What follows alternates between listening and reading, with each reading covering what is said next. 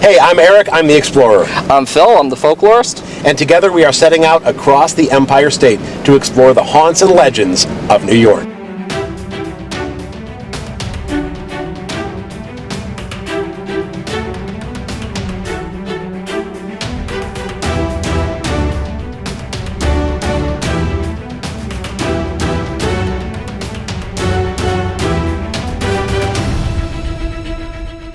Between locks 19 and 20 on the historic Erie Canal lies the city of Utica, and flowing through Utica are several streams that once fed the bustling canal. These streams, like Nail Creek and Starch Factory Creek, still flow, but what you probably don't know is that you drive over them every day. This is the search for Utica's secret underground waterways. So if this is what you think of when I say Nail Creek, I've got a story to tell about Utica's hidden underground waterways. So we're not here for the drinks? We can come back afterwards. Phil, when I think of Nail Creek, actually this is what I think of. We are here along Oneida Street in East Utica on the bridge over Nail Creek, one of four creeks that flow through the city of Utica. There's Nail Creek, there's Ballou Creek, there is Reels Creek in North Utica, and Starch Factory Creek, which runs through the parks in East Utica. But today we really want to talk about Nail Creek.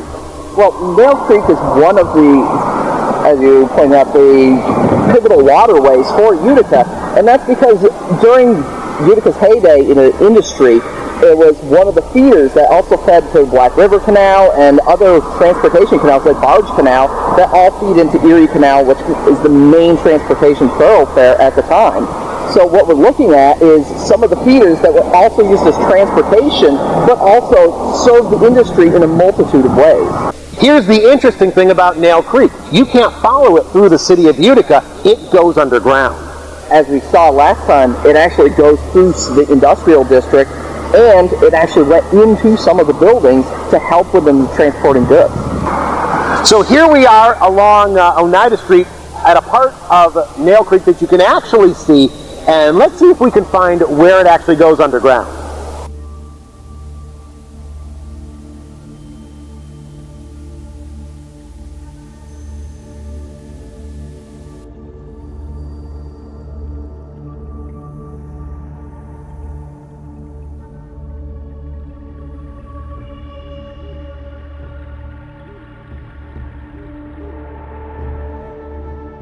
This region was uniquely qualified geographically to facilitate the growth of canals, and you could control, obviously, the water flow in a canal, and from that, industry grew.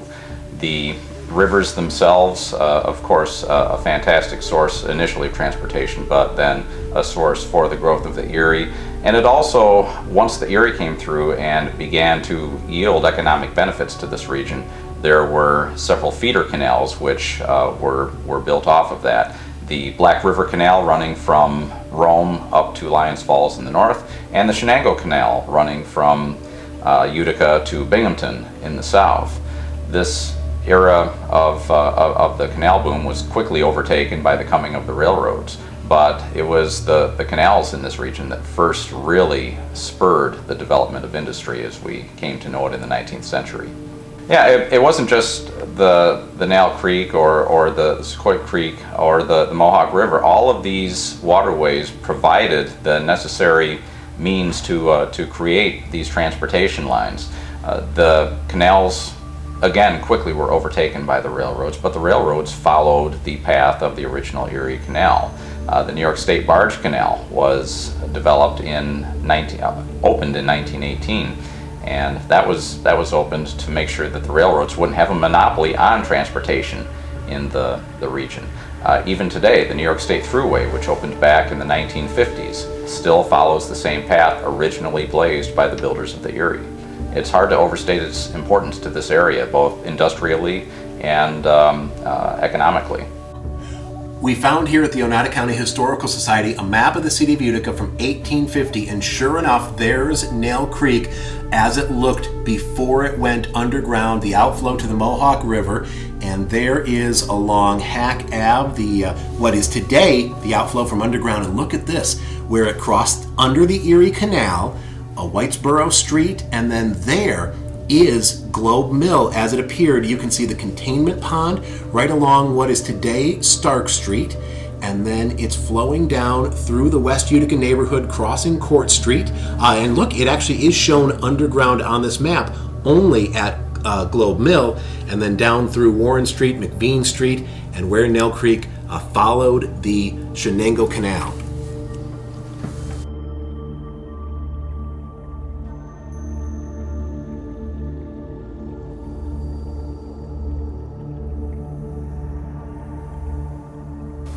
So, Phil, Nail Creek actually goes underground along Genesee Street near Proctor Boulevard, and then reemerges somewhere near the Erie Canal north of Oriskany Boulevard. Let's go see if we can find that.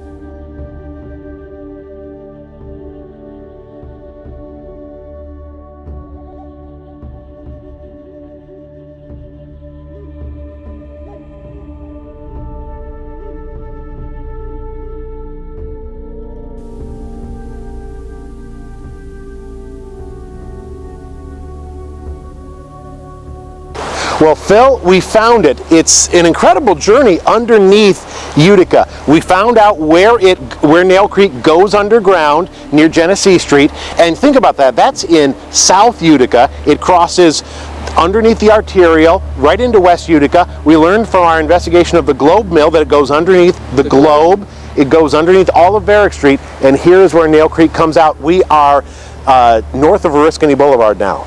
Well, when you think of how much the waterways actually played an important part of Utica's industry, it's not too astounding, but it is amazing that these have still held up after so many years.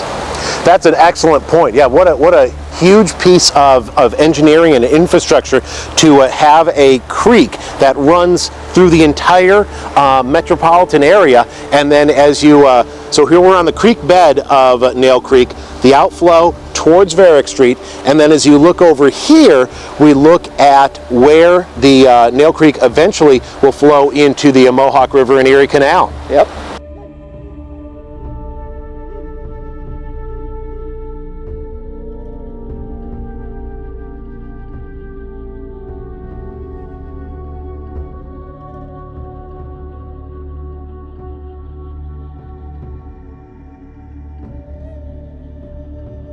Hey, if you're enjoying the Haunts and Legends series, give us a like on this video, subscribe to the page, and we will see you next time for our next exploration around New York State.